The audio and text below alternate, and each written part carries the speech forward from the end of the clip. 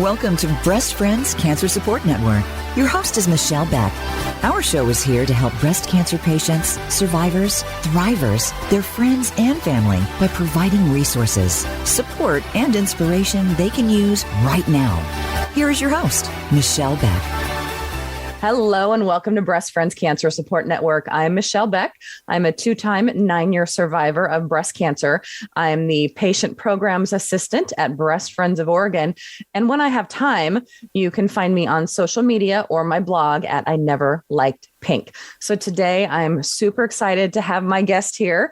Her name is Dr. Shirley Madare, and she is the founder of Holistic Plastic Surgery in New York, one of the premier facilities and plastic surgeons in New York. And she comes from a really interesting background. She studied classical ballet, numerous languages, and biology. And that really led her to a love of how the body works, and which brought her to where she is today. She has multiple degrees and in her surgical background for plastic surgery, but she's also a certified integrative nutrition doctor. Is that correct? Yes. Okay, perfect. And she believes, and what we're going to talk about today, that beauty really emanates from within, and that really leads to better health, because if we feel beautiful on the outside, it really helps us feel better on the inside. And so her practice is all about bringing the mind and the body together. And today we're going to talk about emotional wellness and how that goes together with physicality to help us create our most beautiful selves. So Dr. Shirley, welcome.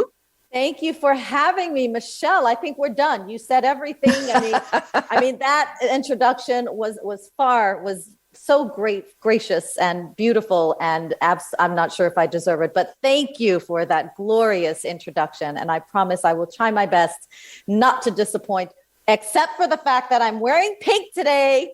Well, you never liked pink. It's funny because prior to my own breast cancer journey, I grew up with it in my family. My grandmother passed from metastatic breast cancer. And I was always a supporter of her and what she was going through. But I was never really a pink girl. I was green, I was purple, like all these other bright, really vibrant colors. And then once I received my cancer diagnosis, I'm like, well, hell, I'm just going to go with the pink. So I have a pink ribbon tattoo with boxing gloves on it. My entire desk area is pink. So it's very tongue in cheek. And you look fabulous in your pink, by the way. Thank you so very much. Well, I hope with this conversation today that we can embrace pink in a different way, and we can sort of disassociate it from what, society has taught us to mean. So that's one. And congratulations on your surviving and thriving. Yes, that is my goal. And that's a whole nother episode about the whole pink cancer culture. And I'm going to save that one for October, because that's a lot to be broken down. But tell us a little bit about yourself and what you do on a day-to-day basis, which I know is a lot. Well, I'm trying not to make it be a lot, but yes, it's a lot on a daily basis, but it's all things that I love. I am a woman. I'm a woman on a mission, and that mission is to help to make the world a more beautiful place from the inside out. I am a plastic surgeon. I am very traditionally trained, having gone through 5 years of general surgery residency, and then 2 years of plastic surgery residency, and then an additional year of cosmetic plastic surgery training. So I am very traditionally trained. I come from a long line of healers and leaders and teachers and artists. So I really think my purpose, actually, I'm coming to know and believe that my purpose is to be a leader in the healing arts. And it just so happens that I've chosen to do that through plastic surgery. I love that. I've never heard that phrase before, a leader in the healing arts. And I made it up, Michelle, because that's what resonates with me, and that's what feels good and sounds good to me. It's perfect, because I have been all over your website, elementsandgraces.com, correct? Yes, ma'am. And there's so much, and we're going to talk about all those things as well. But you really you've taken your medical knowledge and then reached out for more, because you saw that it really should be incorporating wellness and nutrition into the whole picture. And so you founded your practice, Holistic Plastic Surgery. So tell us why you did that. I did that for a number of reasons. There's a very poignant experience that I had early on in my practice. And it was that I operated on a patient and did what I thought was a very straightforward liposuction operation. And everything went well. Results were beautiful, no complications, no side effects. Absolutely everything went swimmingly, textbook perfection, if that even exists. And yet during follow-up, his wife came to see me also during his follow-up. And when he disrobed, I looked at him and I thought, oh my God, you have a fantastic result. This looks great. But yet they weren't happy. And I further asked questions as to why they didn't seem as joyous as I was. Because I'm sure you've seen so many procedures that you've done, and not all of them can be as perfect as that one, but there was something going on inside emotionally with that patient and his wife. Absolutely. You hit it on the head, Michelle. Thank you. So when I asked further additional questions, they basically asked me, well, I'm black and blue all over, and this really so far doesn't feel great, even though you're telling me everything is great.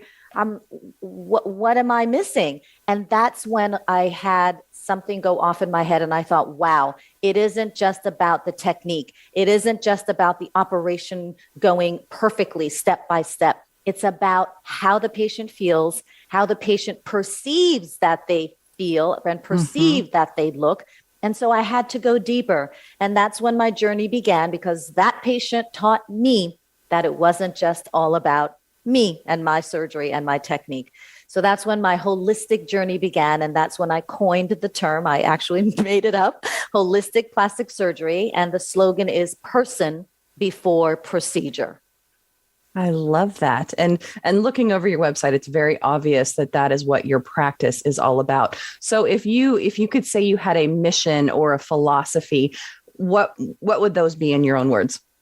In my own words, that would probably be to help people find their own version of what is beautiful to them from the inside out. In my opinion, beauty and wellness emanate from within. And certainly I complement it from the outside with injectables, with surgery, with, chemical peels, it's vitamin infusions, all the things that I am trained to do. Yes, of course, I can complement that beauty and that wellness, but truly to feel it, to own it, to live long and prosper with it, it has to be felt deeply from the inside. So I hope that in my consultations with my patients, that I can help them to arrive at that place and that space where they're owning it. And I'm just coming along with them on the journey as a partner to help them optimize and maximize those results. Well, it is super important. I have gone through after my cancer, I had a bilateral mastectomy, my second diagnosis. I had one in each breast. So first time, 2012, second time, 2017. Then I went the bilateral mastectomy route with reconstruction. And on one side, I had a latissimus back flap because I had been previously radiated on that side. Okay. And in all of that time with my reconstruction, I had liposuction done to round things out. That's right. And it's a lot. And even no matter what I went through and having the cancer out of my body, I was still emotionally like, oh, wow, liposuction, it hurts for one thing. And the recovery is like, oh, okay. I mean, yeah, my bottom of my abdomen was really flat after that, which was great. Yeah. But it's challenging. And then in the bruising and stuff, a lot of time you don't know what truly to expect, especially when you're in the cancer community, because their main focus is getting the cancer out of your body and giving you a sense of normalcy. But you've really taken that a step further. And I'm sure you've dealt with some patients who've gone through breast cancer and such, but it's really, you've found that in your practice with that patient, and I'm sure others, that you needed more. And so you went and had further training to become an integrative doctor, which on top of that is stellar. So thank you. Yeah. So I decided that it was important for me to do more, to ask more, to help more. And so all the things that I have done, including studying homeopathy, and indeed going and getting that certificate of integrative nutrition, that was a year-long study. I felt that those were all important to help me to help my patients. Now, that doesn't mean that if doctors aren't doing that they're not great doctors, amazing surgeons. Of course they are. It's just my approach. And I know that I'm not for everyone, but for me, based on my background, my culture, my experiences, my training, a combination of so many factors, I felt that it was important for me to be able to help round things out, as you said, integrate all of these concepts, use as many dimensions of wellness as I could, and really help to create an experience that would last, hopefully positively, for a lifetime. It's like you're the one-stop shop. In a way, yes, but in a way, no. I don't do all kinds of surgery, that's for sure. But I do try to get to know my patient as best as I can. I also try to get my patient to know herself or himself as best as possible, so that we bring that collective knowledge together, go to the operating room together, and emerge triumphant together. I definitely can appreciate that. And I wanted to ask you, and this isn't trying to be a, F the patriarchy type question, but do you feel that as a female surgeon, you have a better understanding of women when they're coming in for what they want, because you can identify with the needs of their own body? I have to say, some of my male colleagues are really good at that. They're really good. Mm-hmm. So I won't dismiss the patriarchy at all. After all, the patriarchy has taught me, and I am grateful to my mentors and teachers. I will say that for me, personally speaking, I do try to relate. So I do take the extra time in the consultations. My initial consultations can be up to 2 hours, which I know may not necessarily be the most efficient use of time, but for me it is. So I really do try to get to know my patient. And even though I may not be experiencing the same condition or the same thing that my patient is experiencing, I do my best to listen and to try to relate and to try to see and feel their perspective, which is not always possible. Which is so important. And it's really not to say that a woman is best, because I will honestly say that I met with a few different plastic surgeons, and one of them was a woman, and I did not feel her. We did not mesh. And at that point, this was when I was first deciding whether I was going to get a lumpectomy or a mastectomy the first time around. Yes. And I didn't feel her.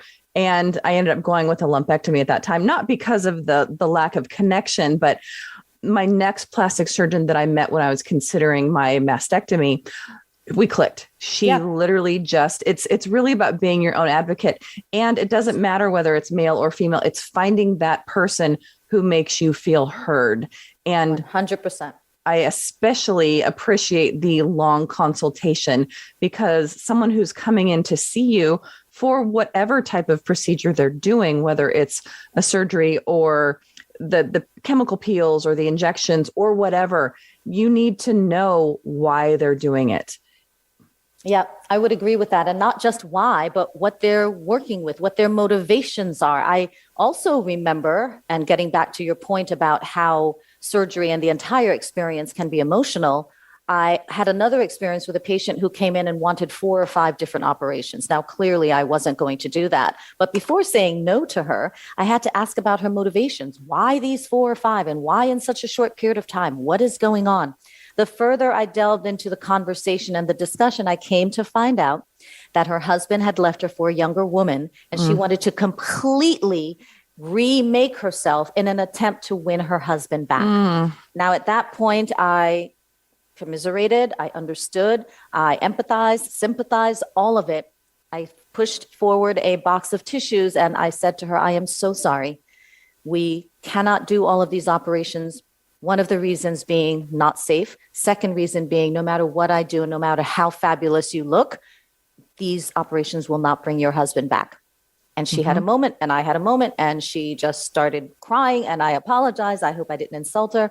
But you're right, it is deeply emotional, especially the motivations why people would have surgery or want surgery or choose one breast reconstruction option versus another. Deeply emotional.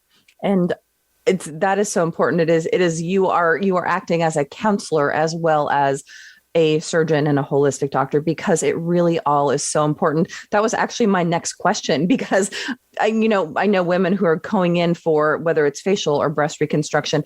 It's you're 100% doing the right thing, and you know that, making sure it's not for the wrong reasons.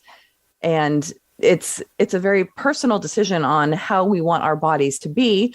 And sometimes that does require some sort of manipulation or surgery, but knowing that they're there and they have the right headset and the right mindset is super important. Yes, I agree with you. It is very important. And speaking specifically to breast reconstruction options, oh my goodness, there's so many factors you have to consider. What stage of cancer, how much surgery has been done, the extent of surgery, how much tissue has been removed, what tissues you have available, your general state of health, what you want your result to look like. Are you choosing implants? Are you not choosing implants? There's so many factors to consider in just making that one decision.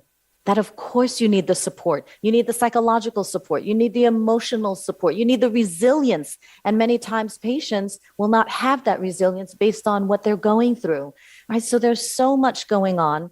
It is a systemic experience. It is not just an operation. It is a holistic experience where everything that your life is involved on every level.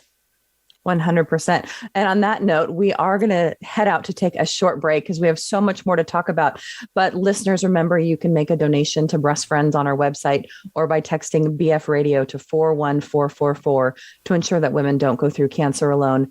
You can also go on our website and check out patient programs to see what Breast Friends can do for you. So stay with us. We'll be back in a minute.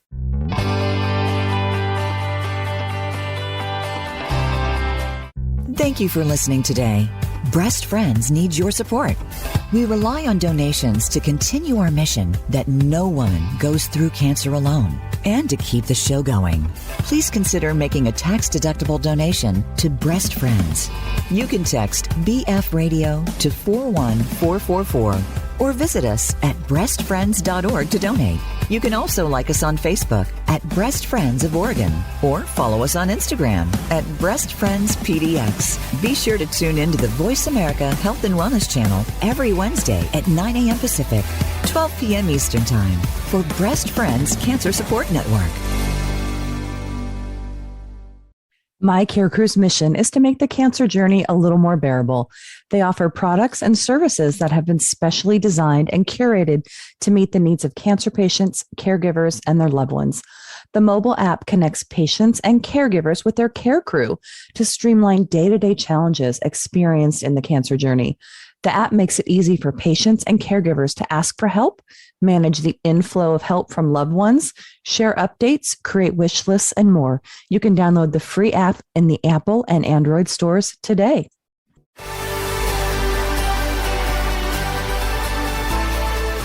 You are tuned in to Breast Friends Cancer Support Network. To reach the program today, please call us at 1-866-472-5792. Again, that's 1-866-472-5792. You may also send an email to Michelle Beck at breastfriends.org. Now, back to the show. Thanks for staying with us. I'm Michelle Beck, and this is Breast Friends Cancer Support Network. And my guest is Dr. Shirley Madare. She is the founder of Holistic Plastic Surgery in New York. And we're here today really talking about how to incorporate the body and mindfulness and wellness into surgery decisions and really to help nurture and beautify our souls along with our bodies. So, Dr. Shirley, I want to kind of jump into the cancer part a little bit. Have you, in your practice time, worked with women who are going through a cancer diagnosis and then into the reconstruction or whatever process they choose? Yes, I have worked with many patients who have a diagnosis of breast cancer, and I have initially led some of those patients to help make the decisions that would help them to go into remission and to be cancer-free. Initially, early on in my practice, I did have a lot of experience with patients and breast reconstruction surgery. I no longer perform that surgery, but I do still see some patients who have that diagnosis who initially come to me to ask how it is that they can begin to approach this diagnosis and also ask for referrals for breast reconstruction specialists in plastic surgery. So I'm sure at that point in your practice, that was also something that really led you to see that it's so emotional, especially with women, because we are, for myself, I can speak for myself, that when the choice for me after I had my bilateral mastectomy was I wanted to have reconstruction. I'm 5'9". I'm a average size woman in the United States. I've got hips. You are extraordinary. I'm fabulous. But I've got hips. I've got my butt. Like, I felt for me, I still needed to have decent sized breasts to be balanced. But it's a process. Yes. And I'm so thankful that when I went into my plastic surgeon and talked about what was going on, and, she gave me options, but she also led me to what she thought was best for me, but explained all of those things.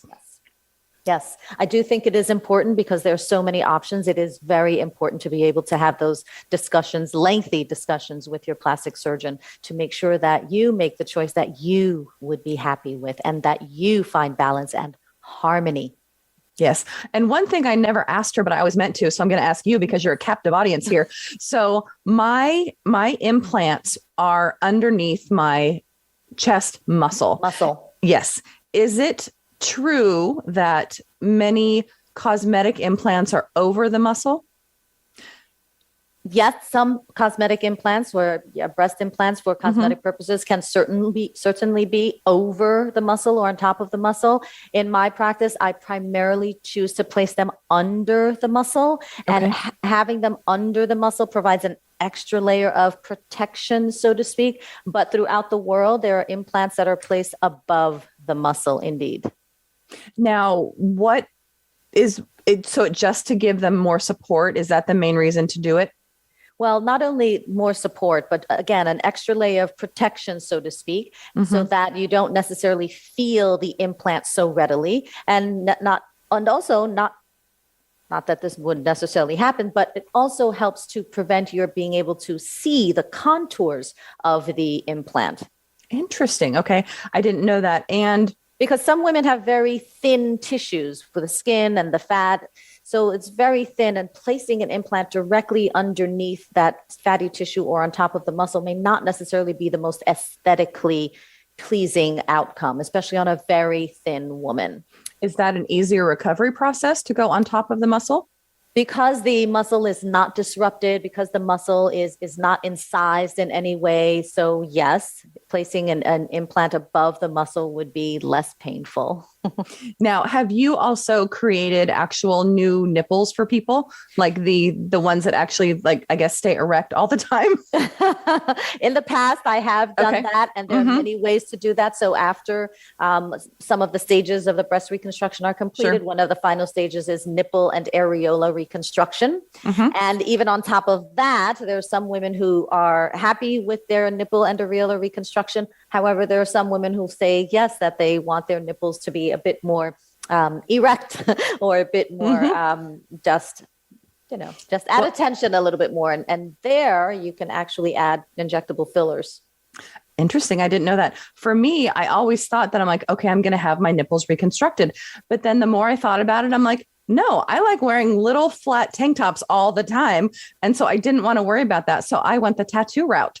Good for you. And the beautiful thing is that, thankfully, there are options. There are options from the beginning to the very end. There are some women who choose not to have reconstruction at all. And there are some women who choose to go through the stages, as you have, to be able to feel more balanced. So thankfully, there are numerous options for women. There are. And I remember my doctor talking to me when I was in there. One of the options she mentioned was a deep flap, where you take muscle and fat from your abdomen generally and bring it up into your breasts. And at the time, you would never believe it now, but I'm like, okay, can we do that for me? Because I just wanted options. And she's like, no, you don't have enough of the right fat in your abdomen at the time. And I was like, seriously? Come on. And I'm like, can you take it from my butt? She's like, no, I can't take it from your butt. Isn't that interesting? Right. So that is one of the things that has to be taken into consideration. Do you have enough tissue to perform, for the surgeon to perform an autologous or using your own tissue breast reconstruction? So you may have thought, oh yeah, I've got plenty, but the surgeon thought, not so fast, sister. I hadn't gone through menopause yet. At this point, I'd be good to go. Now, you've obviously previously in your practice dealt with, the breast cancer reconstruction, but now even with the women who are coming in, you really want them to feel beautiful in their own bodies. What if someone wants to reach out to you or any plastic surgeon, what are the questions they should be asking of you to get the best experience? Well, they should ask of me certainly what I'm comfortable performing, right? There are some things that I no longer perform. I have patients who come in asking me for, buttock implants. I no longer do those, right? And I don't, that's not something I enjoy doing. They should also ask me what operations I do enjoy. We should have a long conversation during our consultation about what I see and versus what they see. And then we should come to a decision about what it is that is feasible, what is appropriate for them, what is in harmony and in balance, and certainly how we can proceed together. I've had patients ask me how many of certain types of procedures that I do. That's fine. I very readily tell them if I'm not comfortable with doing something, then I refer out. I have lots of amazing colleagues to whom I may refer. And then I think one of the things that is really important for patients, because there are lots of, articles and with about how to choose your surgeon. And for some people, it's a number of operations. For other people, it's credentials. For other people, it's, are you in my hometown? For other people, it's word of mouth. Whatever is the most important for that patient, I think they should take into consideration. However, there's one thing that's not often mentioned, and that is your gut feeling. Is there a connection? Do you like this surgeon? Do you feel safe with the surgeon? Do you feel confident that, yes, if the most fantabulous result happens, of course you'll be happy. But what if a complication happens? Would you feel comfortable knowing that that surgeon is going to be there by your side, holding your hand or reassuring you or doing the right thing and helping you to recover fully, holistically, and completely? So I like to tell my patients, how did you feel? I like to ask them how they felt. And then I also like to advise patients in general that they should go with their gut, because that's a very important part of the body. Yes. And you are a physician first and foremost, do no harm. So Absolutely. You want your patients to feel that comfort with you. And I'm sure if a patient has a consult with you and they choose to go with someone else, it's like, okay, I'm not offended because you're not going to like everybody. That's right. I know I'm not for everyone. I applaud. I tell them straight up front. I say, listen, I'm giving you this information, or we're having this consultation so that you have more knowledge, so that if you were to go with someone else, that you at least are armed with additional questions or topics that perhaps you hadn't even thought about, so that you make sure you're making the best decision for you. I very much understand, and I'm grateful for the fact that I am not for everyone, and I shouldn't be. But I do believe that part of my purpose is to help educate as well as to empower. I love that. And I feel you, because I know that I'm not for everyone, and I'm a lot sometimes. But you're fabulous. A lot of fabulous. Yes, ma'am. Yes, you are. Confirmed. So, yes. Well, thank you. I'm just going to chat with you every day to get my attitude up. Then I would have done my job, right? Perfect. What else are we here for? It's all about love. Right. Michelle. It's all about love. So as someone who has gone through reconstruction and has implants, I know that in years, I'm going to have to replace them. And I believe that my plastic surgeon mentioned 10 to 15 years. That is correct. Why is that? And what kind of a surgery does that entail? Well, they're products. They are implants. They are manufactured, and they have a shelf life. So even though 10 to 15 years is a wide enough range, we all know that implants, like everything else in the world, will age. They are products. They are constantly interacting with your tissues. Your body's changing. Things are dynamic. And even though the implants are relatively inert, they just sit there and, provide a contour and a shape, etc. They too will age. They too have a shelf life. And for your best health and ideal results, you should change them between 10 to 15 years. That may involve something as quote unquote simple as replacing the implant. That may involve having to remove some tissue or scar that formed around the implant. That may involve sizing up, sizing down. That may involve, depending on how your body has changed, doing a breast lift at the same time. Also, depending on what you want and what your aim is, your aesthetic aims, maybe a small reduction, a little liposuction, a little bit more contouring. Your body has changed throughout the years. And because the implants don't change as much or don't change commensurate with the dynamism of your own body, they too get to a point where they too should change. Now, say someone is 8 years out and they feel something different. What should women who have implants be looking out for in terms of there's a problem? Most definitely, they should call their surgeon and make an appointment for a consultation and a follow-up to discuss what the possibilities are. It's possible that capsular contracture, which means, an abnormal scarring around the breast implant, could be forming. And there are stages of capsular contraction from, 0 to nothing to all the way to extreme.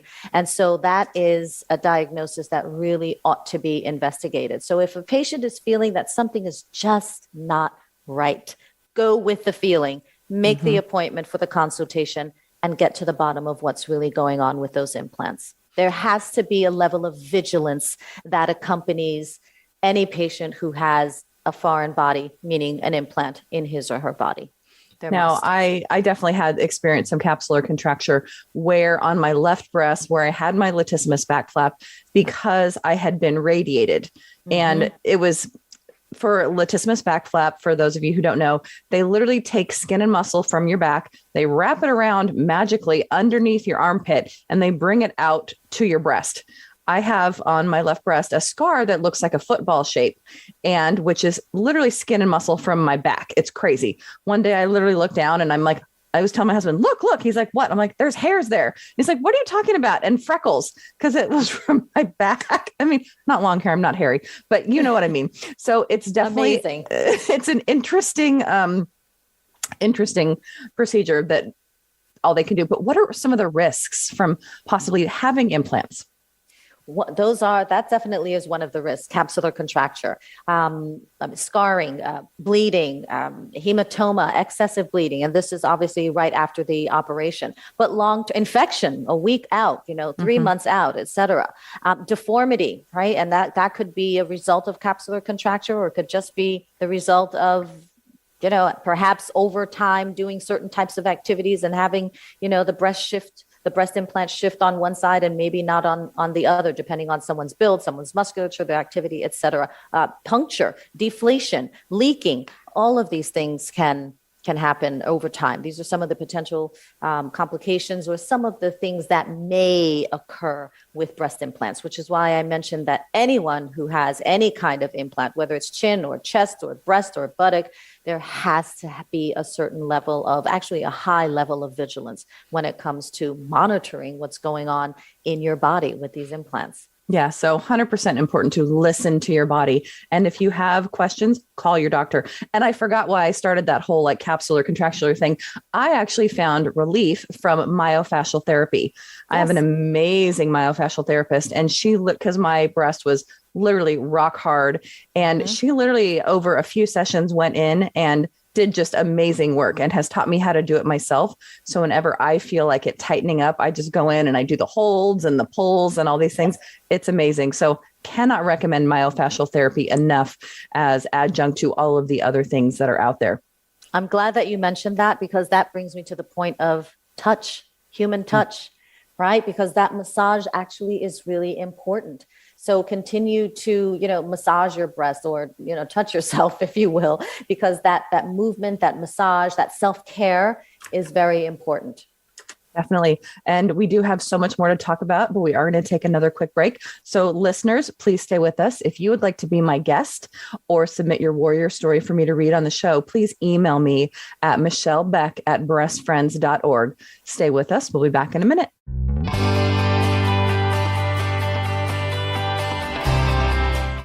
My Care Crew's mission is to make the cancer journey a little more bearable. They offer products and services that have been specially designed and curated to meet the needs of cancer patients, caregivers, and their loved ones. The mobile app connects patients and caregivers with their care crew to streamline day-to-day challenges experienced in the cancer journey. The app makes it easy for patients and caregivers to ask for help, manage the inflow of help from loved ones, share updates, create wish lists, and more. You can download the free app in the Apple and Android stores today. Thank you for listening today. Breast Friends needs your support. We rely on donations to continue our mission that no woman goes through cancer alone and to keep the show going. Please consider making a tax-deductible donation to Breast Friends. You can text BF Radio to 41444 or visit us at breastfriends.org to donate. You can also like us on Facebook at Breast Friends of Oregon or follow us on Instagram at Breast Friends PDX. Be sure to tune in to the Voice America Health and Wellness channel every Wednesday at 9 a.m. Pacific, 12 p.m. Eastern Time for Breast Friends Cancer Support Network.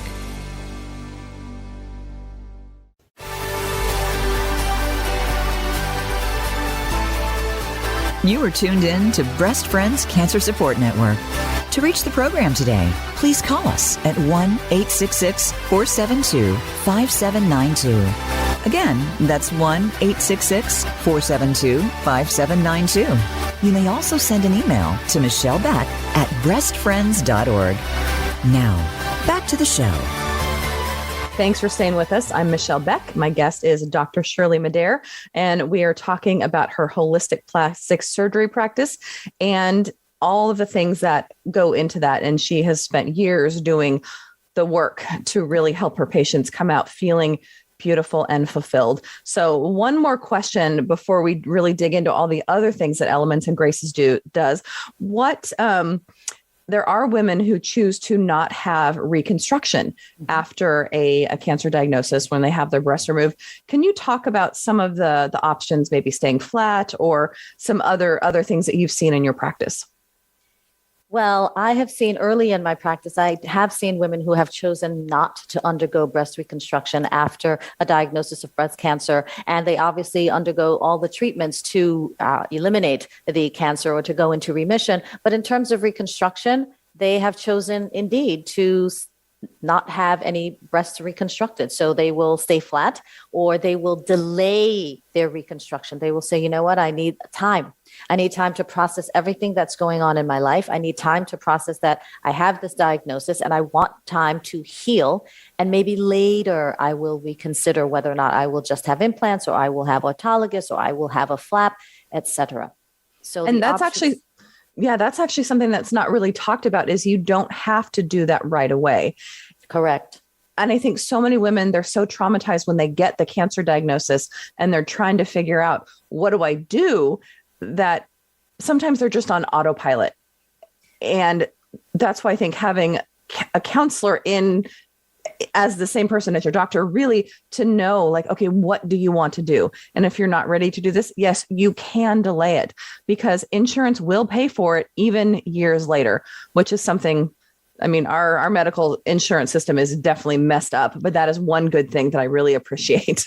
Yes, this is true. And there are women who choose immediate reconstruction because you're right. It's such a heavy experience. It's such a heavy diagnosis that they just want to feel whole as soon as possible. And perhaps looking at these scars from the mastectomy or even the lumpectomy would just be a really difficult reminder that, oh my gosh, I actually am going through this. So I do understand why many women choose immediate reconstruction, but there is an option to wait. And there is an option to be still with everything and allow your body to heal and really reset the mindset and then really take the time and the energy to meet with your surgeons, with your psychologists, with your nutritionists, with your spiritual healers, with your family to really help determine how you wish to move forward and proceed. I think that is an important time if women choose to take it. Oh, 100%. And thank you for that. And now I kind of want to dig into so many other things on your website that I was looking through it. I was like, okay, there's that and there's that and there's that. But I really appreciate the time and the effort you've put in because you want to give your patients a really well-rounded experience. And one of the things that struck me, first of all, was the books. You have all these books on there that have really impacted you.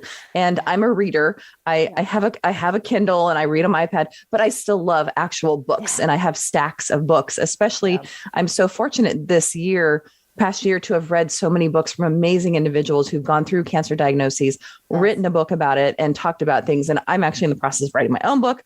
Congrats. Thank you. But I think just being able to read a book and to know that you're not alone, or for self-help and other things like that. Now, you have a lot of books on there that you recommend. What is something that you feel might be the number one book you'd recommend to my main audience, which is women who've gone through a cancer diagnosis? Wow. Well, I first have to tell you that regarding that website, I got to a point it's actually probably my third or fourth website. It's a reiteration of my practice website.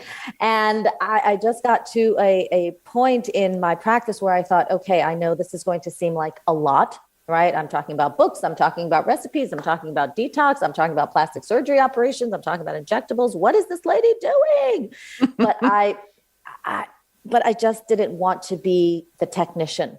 I really wanted to show people that I am talking the talk and walking the walk, and that I am very enthusiastic about having someone have this holistic experience. So I added the books because I was thinking, well, what are some of the things that have helped me through difficult times? And some of those things, to your point, Michelle, has been, it has included reading. And the one book that I must say has had a tremendous impact on me, there are actually two, but one that I will mention now is The Untethered Soul. And initially it was a difficult read. I was thinking, where is this person coming from? I don't get it. I just don't get it. Why would my soul be untethered? I mean, why? And then the further I read into the book, it was almost as if I was exhaling with each chapter. And it is initially a difficult read, and then what it asks of you, and then what it teaches you about acceptance and being in the present moment, and truly untethering from your attachments. Super difficult to do, but something that I try to remember every day. It is incredibly difficult. And especially when you mentioned acceptance, because myself and those who've gone through any kind of a cancer diagnosis, it is a trauma. And hopefully you come out on the other side, or you're at a point where your cancer is being managed. But looking too far ahead and what is the future going to bring, and this and that, it just can bring so much anxiety. And as I've aged, my anxiety has gone up with me, unfortunately, and there's so much going on in the world. But being able to figure out a place where you're truly accepting of your own self, and you like where you're at, and you love yourself, which is, you always hear you cannot love others until you love yourself, and accepting of where you're at is super important in that. Agreed. And you don't have to like the diagnosis. You don't have to accept the diagnosis, but you do have to accept where you are, with whom you are, with what you are at the time that you are. And definitely. I'm a work in progress. You're not alone with the anxiety. I wake up some days just not only ready to go, but full of anxiety. And I don't know what happened in my sleep to make me wake up with anxiety. So you are not alone. And I think that is another important message, that we are one race. We are the human race. And as women, we need to support each other. We are our tribe. 100%. At Breast Friends, we definitely hear women quite often saying they found their tribe, and in the most wonderful way possible. And we understanding that others get it. They see you, they feel you. And that is definitely what Breast Friends is all about, to making sure that women aren't going through this alone. And yourself in your practice, you are doing it as well, because in a sense, for women, they're coming to you because they want to change, or they feel improve, or whatever their reasons are, you are there with them. So you become part of their tribe. And I am so honored to be part of that journey with my patients who frankly want to feel better. And however that manifests, whether it's through injections or surgery, or just having a conversation about what to anticipate, or, age management, whatever form that takes, I'm grateful to be able to have that discussion with someone who can often be in a very vulnerable place, right? So, I try to it's take funny. that journey I've with them. always joked that, plastic surgery is not for me, but as I age, I'm like, okay, I'm going to get the top of my eyes lifted and I'm going to get my neck worked on because there's these lines. I don't know where they came from. Where did they come from? And it's not like I'm not, and the rest of my body is what it is. I can work on it. I cannot work on it, but darn, I can't do anything with my neck. So I can definitely feel why people come in there. And going back to some of the other things you do, you have a for-profit enterprise, but it's called Beauty for Empowerment, which is focused on creating, I'm going to read this so I get it right, vocational, educational, and wellness opportunities for underprivileged women worldwide. So tell us about that and how that got started, please. That is still an aspiration. And oh my goodness, that started many years ago. There was a woman who actually started an organization called Fashion for Development. And it was about creating fashion opportunities or in the fashion industry in underdeveloped countries. And that was extremely successful. And so I helped her sort of co-found that. And but I was thinking to myself, okay, I love fashion, but I'm not exactly a fashionable person. So this is not really my lane, but beauty, I know beauty. And so to be able to maintain the sort of altruism or the philanthropic portion of that and to just get to work, to try to help to make the world a better place, I came up with Beauty for Empowerment because I realized that beauty is empowering. And it's interesting that in some countries that if beauty is taken away, that some people feel that disempowers women. And one of the first projects that I actually never came to pass because I was advised that it was too dangerous for me was the acid burn victims. And there are some countries where if women disobey, right, that they have acid thrown in their faces as a punishment, and it's disfiguring. It's my God, it's so many heinous It's horrific. things. Yes. It's horrific. But it had me think, it was like, so not a beating, not a lashing, not jail, but disfigurement by throwing acid on a woman's face. So I surmise that if people felt that they could take away a woman's beauty, which little do they know comes from the inside, of course, if they could take away a woman's physical beauty, they thought they could disarm her or disempower her, but that is so not the case. So the original project, which I may, resume, but it never came to pass, unfortunately, was to be able to bring some of these acid burn victims to the United States and raise funds to be able to perform their reconstructions for free, without charge to them, at least. Well, I love that. And I'm sure there'll be a point where you do get that up and running. So please let me know so we can promote that and hopefully get some additional funding for you, because thank you. That is there's a lot of awful things in the world, but there are amazing people like you who really want to make it a better place. I'm trying. Thank you. And one of the things which I thought was fabulous, which you do, you actually have a mobile beauty service. Tell us about that. Michelle, this came out of the pandemic. And, I hate to attribute so many things to the pandemic, but this came out of the pandemic. It changed our lives a lot. Changed our lives a lot. So I had always performed house calls. I've been in practice about 15 years, or maybe 16 now. I had always performed house calls.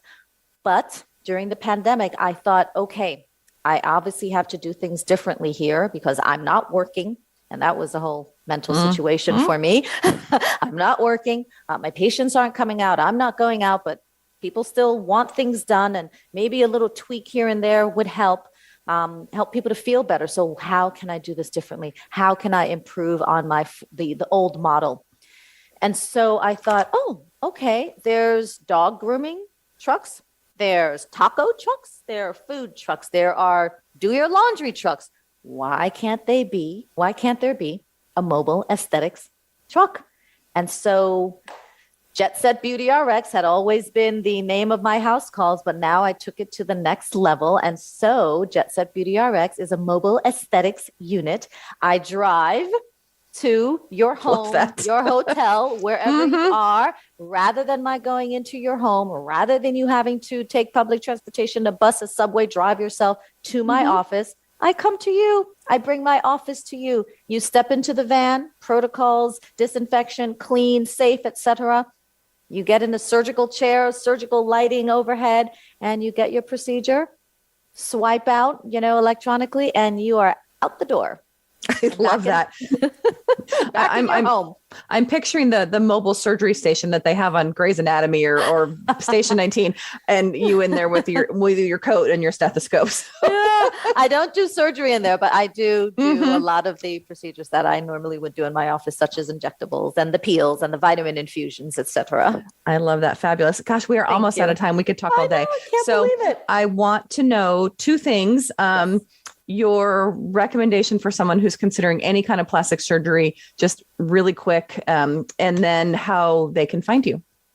Well, thank you very much. Well, you can find me either on jetsetbeautyrx.com or my practice website is elementsandgraces.com.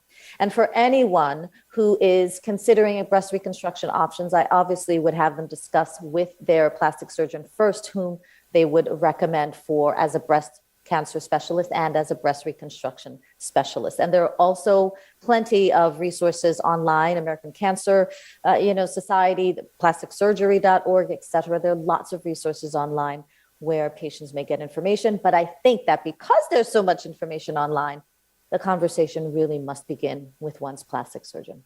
Yeah, it can be incredibly overwhelming, but Thank you for all this wonderful advice. And one thing that we didn't get to talk about, I'm sorry, is your podcast. So you host a Forever Fab beauty podcast. Is that correct? Actually, Forever Fab, the Fab is an acronym for fashion, the art of living well, which is wellness, and beauty. So Forever Fab, we talk to lots of guests and we talk to them about how they would help others to live a fabulous life. And that obviously includes you, Michelle, because you are doing an amazing job helping others to live a fabulous life. Thank you. Well, thank you, Dr. Shirley, so much for being here. It has been a wonderful, wonderful getting to know you.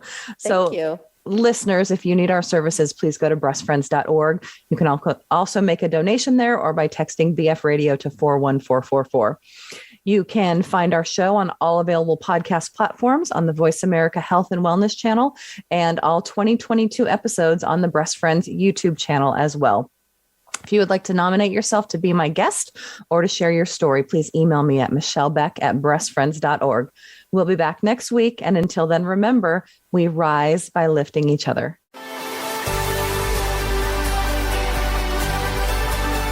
Thank you for listening to Breast Friends Cancer Support Network. Please join Michelle Beck again next Wednesday at 9 a.m. Pacific, 12 p.m. Eastern Time on the Voice America Health and Wellness channel. We rise by lifting each other.